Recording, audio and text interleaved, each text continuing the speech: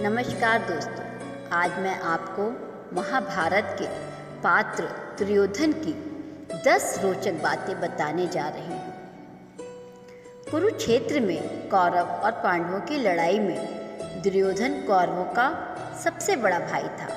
दुर्योधन अधर्मी, जिद्दी और मूर्ख भी था।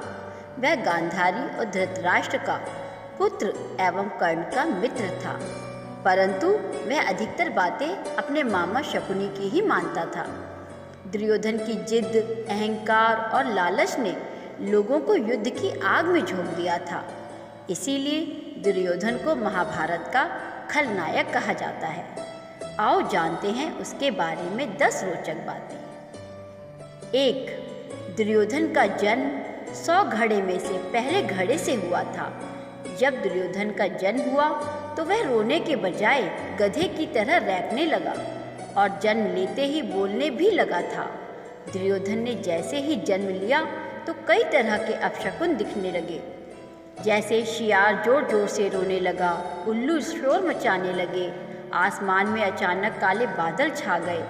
इन घटनाओं को देखकर विदुर ने कहा कि ये अपशकुन बता रहे हैं कि यह पुत्र हस्तिनापुर के विनाश का कारण बनेगा।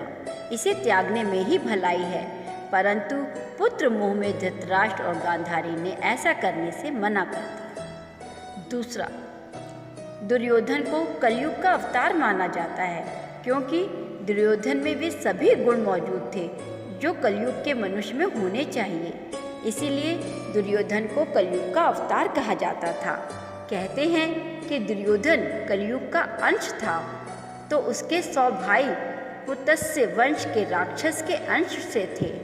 वायु पुराण में राक्षसों को पुलह, पुलत्स, कश्यप तथा अगस्त्य ऋषि की संतान माना गया है। 3. दुर्योधन कुटिल, क्रूर होने के साथ ही गदा युद्ध में भी पारंगत हो गया था। उसने शकुनी की चाल के तहत बलराम जी से गदा युद्ध करना सीख लिया था। महाभारत काल में बलराम, जरासंध, भीम और दुर्योधन को ही सर्वश्रेष्ठ गदाधर माना जाता था। भीम ने भी बलराम जी से गदा सीखी थी। 4. गांधारी ने अपनी दिव्य दृष्टि से दुर्योधन के शरीर को वज्र के समान बना दिया था, परंतु श्री कृष्ण की नीति के तहत दुर्योधन के गुप्तांग और जंघा कठोर नहीं बन पाई थी। 5. दुर्योधन की मृत्यु सबसे अंत में हुई, और ख़ास बात यह है कि महाभारत के 18 दिन तक चले युद्ध के अंत के बाद दुर्योधन और भीम के बीच गदा युद्ध हुआ, जिसमें भीम ने दुर्योधन की जंघा उखाड़ कर फेंक दी थी, जिसके चलते दुर्योधन की मृत्यु हो गई थी। एक बार महर्षि मैत्रेय हस्तिनापुर पधारे। विश्राम के बाद धृतराष्ट्र ने पूछा, भगवान, वन में 5 पांडव कुशल पूर्वक तो है ना? महर्षि ऋषि ने कहा, वे कुशल हैं, लेकिन मैंने सुना है कि तुम्हारे पुत्रों ने पांडवों को जुए में धोखे से हराकर वन में भेज दिया था। ऐसा कहकर पीछे मुड़ते हुए उन्होंने दुर्योधन से कहा, तुम जानते हो पांडव कितने वीर और शक्तिशाली हैं। महर्षि की बात सुनकर दुर्योधन ने क्रोध में अपनी जांघ पर हाथ से ताल ठोक दी। दुर्योधन की यह उद्दंडता देखकर महर्षि को क्रोध आ गया और उन्होंने कहा, तू मेरा तिरस्कार करता है, मेरी बात शांतिपूर्वक नहीं सुन सकता। जा उद्दंडी, जिस जंघा पर तू ताल ठोक रहा है उस जंघा को भीम अपनी गदा से तोड़ देगा। बस यही श्राप दुर्योधन को ले डूबा। 6. रिश्तों में दुर्योधन जहाँ अर्जुन का सौतेला भाई था, वहीं श्री कृष्ण का समधी भी था। श्री कृष्ण के पुत्र सांब ने दुर्योधन की पुत्री लक्ष्मणा से विवाह किया था। अर्जुन और श्री कृष्ण भी आपस में भाई ही थे, क्योंकि अर्जुन श्री कृष्ण की बुआ कुंती का लड़का था। लेकिन अर्जुन ने जब श्री कृष्ण की बहन सुभद्रा से विवाह किया तो वे उनके जीजा भी बन गए थे।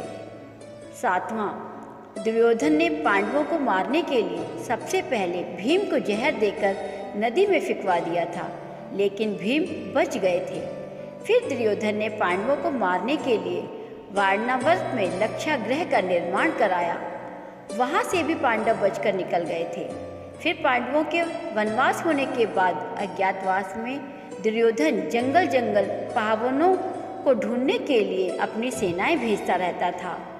दुर्योधन ने शकुनी की कुटिल नीति के चलते ही पांडवों के मामा शल्य को अपनी ओर से युद्ध लड़ने के लिए भी राजी कर लिया था।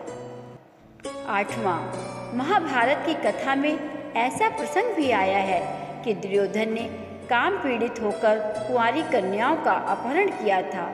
द्रुत क्रीड़ा में पांडवों के हार जाने पर जब दुर्योधन भरी सभा में द्रौपदी का अपमान कर रहा था, तब गांधारी ने भी इसका विरोध किया था। फिर भी दुर्योधन नहीं माना था। यह आचरण धर्म विरुद्ध ही तो था। जब दुर्योधन को लगा कि अब तो युद्ध होने वाला है, तो वह महाभारत युद्ध के अंतिम समय में अपनी माता के समक्ष नग्न खड़ा होने के लिए भी तैयार हो गया था। महाभारत में दुर्योधन के अनाचार और अत्याचार के किस्से भरे पड़े हैं।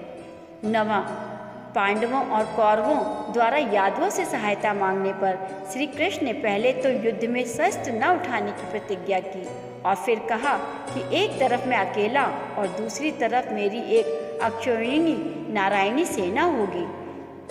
अब अर्जुन व दुर्योधन को इनमें से एक का चुनाव करना था। अर्जुन ने तो श्री कृष्ण को ही चुना। तब श्री कृष्ण ने अपनी एक अक्षौहिणी सेना दुर्योधन को दे दी और खुद अर्जुन का सारथी बनना स्वीकार किया। इस प्रकार दुर्योधन ने 11 अक्षौहिणी तथा पांडवों ने 7 अक्षौहिणी सेना एकत्रित कर ली।